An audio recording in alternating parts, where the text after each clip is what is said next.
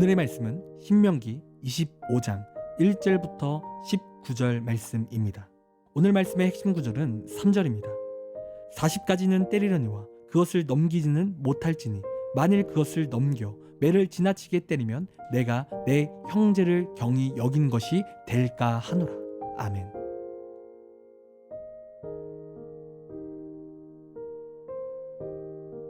여러분, 오늘 본문도 계속해서 하나님의 법을 하나님께서 이스라엘 백성들에게 말씀해주고 계신데요.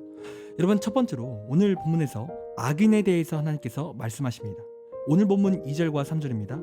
악인에게 태형이 합당하면 재판장은 그를 엎드리게 하고 그 앞에서 그의 죄에 따라 수를 맞추어 때리게 하라.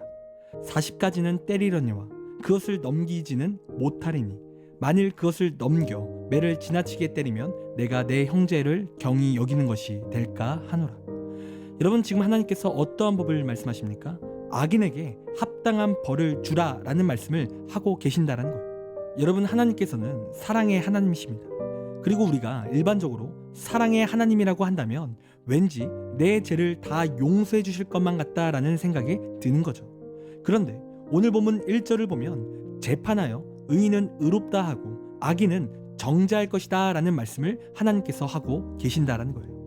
그러니까 반드시 심판을 하신다라는 거죠.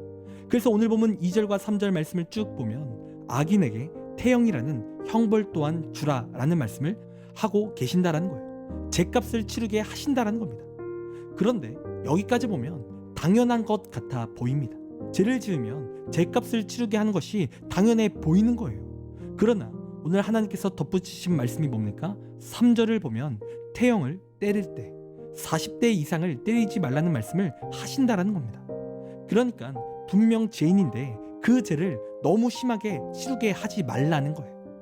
여러분, 그럼 왜 이러한 명령을 하나님께서 하셨을까요? 그 이유는 아무리 악인일지라도 자칫 인간의 존엄성이 훼손될 수 있음을 경고하시기 때문인 겁니다. 여러분, 사람이라면 누구나 대갚아 주려는 보복성을 가지고 있어요. 따라서 자신이 지은 죄보다 과한 벌이 적용될 경우 또 다른 억울함이 생겨날 수 있기 때문에 또 다른 범죄로 발생할 수 있다는 거죠. 그런데 악인이면 당연하게 무자비한 형벌을 받아야 하는 거 아닌가라는 생각이 들지만 그럼에도 불구하고 사람을 사랑하는 하나님의 공의와 사랑을 우리가 이 말씀을 통해 발견할 수 있다는 거예요. 또 다른 범죄를 방지하시는 하나님의 사랑을 발견하고 또 죄인 또한 사랑하는 하나님의 은혜를 발견할 수 있다는 거죠. 여러분, 우리가 오늘 본문을 통해 알 수 있는 사실은 두 가지입니다. 첫 번째로 하나님께서는 공의의 하나님이신데 그 하나님은 반드시 그 죄값을 치르게 하신다는 거예요. 여러분, 앞서 말씀드렸지만 하나님은 사랑의 하나님이 맞으십니다.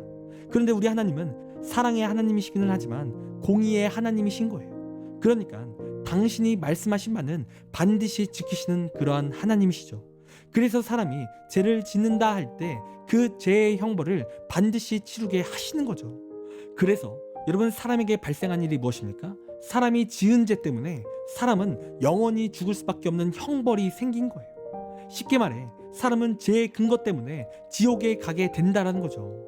그런데 여러분, 중요한 사실은 무엇입니까? 하나님께서 이 문제를 예수 그리스도를 통해 단번에 해결하셨다는 거예요. 그러니까 반드시 죽을 수밖에 없는 우리를 불쌍히 여기셔서 하나님께서 인간의 육신으로 오셔서 우리 대신 그 모든 죄값을 치르셨다는 거예요.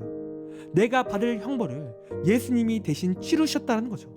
그래서 우리는 그 공의의 하나님의 은혜와 그 사랑을 통해 우리가 구원을 받게 되었다는 겁니다. 내 죄를 하나님께서 대신 치르신 거죠. 여러분, 그리고 두 번째로 오늘 말씀을 통해서 우리가 알 수 있는 사실은 무엇입니까? 오늘 죄인이 형벌을 받을 때 하나님께서 과한 벌이 적용되지 않게 하셨는데 여러분, 우리는 일반적으로 죄인이라면 과한 형벌을 받아야 한다라는 생각을 하면서 오늘 이 말씀을 조금 불편하게 느껴질 수가 있다는 거예요. 그런데 우리가 기억해야 될 사실은 하나님께서 이러한 말씀을 하실 때 사실 죄인은 우리라는 겁니다. 그러니까 나를 위해 주신 법이 하나님의 법이라는 거예요. 그리고 그 하나님의 법으로 우리는 살게 된다는 거죠. 우리가 구원을 받는 거예요. 여러분, 이렇듯 하나님은요, 나를 사랑하시는 분이십니다. 그분은요, 우리밖에 모르시는 분이신 거예요. 그래서 그분은 나를 구원하시기 위해 십자가에 죽으셨습니다. 여러분, 우리가 계속해서 하나님이 말씀하시는 법을 살펴보는데 여러분 모두가 하나님의 사랑이고 하나님의 은혜입니다. 하나님의 법은 우리를 옥죄는 것이 아니에요. 여러분, 우리는 그 사랑을 기억해야 될 줄 믿습니다. 우리는 날마다 그 사랑을 기억했으면 좋겠어요. 여러분, 우리가 한 주간 살면서 얼마나 하나님을 생각하며 살아가고 있습니까? 여러분, 우리가 하나님을 매번 잊고 살아갈 때가 너무나 많은 거죠. 여러분, 우리가 매일 큐티를 하고 있지만 사실 하나님을 기억하지 못하고 습관적으로 큐티할 때가 많습니다. 하나님을 향해 무뎌진 마음 가운데 우리가 나아갈 때가 너무나도 많은 거예요.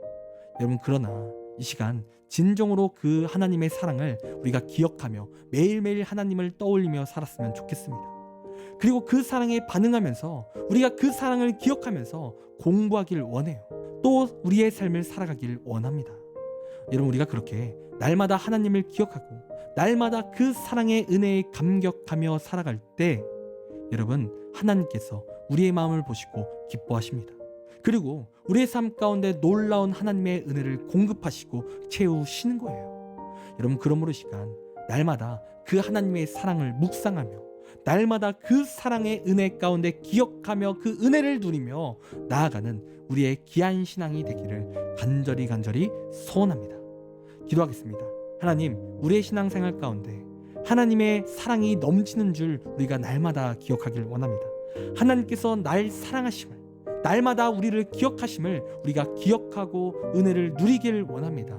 하나님께서 은혜 가운데 기억할 수 있도록 인도하여 주시고 우리가 또 은혜로 결단할 수 있도록 인도하여 주시옵소서. 매일매일 큐티하게 하시고 매일 말씀 속에 살아가 주님의 능력을 누리게 하여 주시옵소서. 감사합니다. 사랑이 많으신 예수님의 이름으로 기도드립니다. 아멘. 이 시간 우리 함께 1분 동안 말씀을 생각하며 함께 기도하기 원합니다. 기도하겠습니다.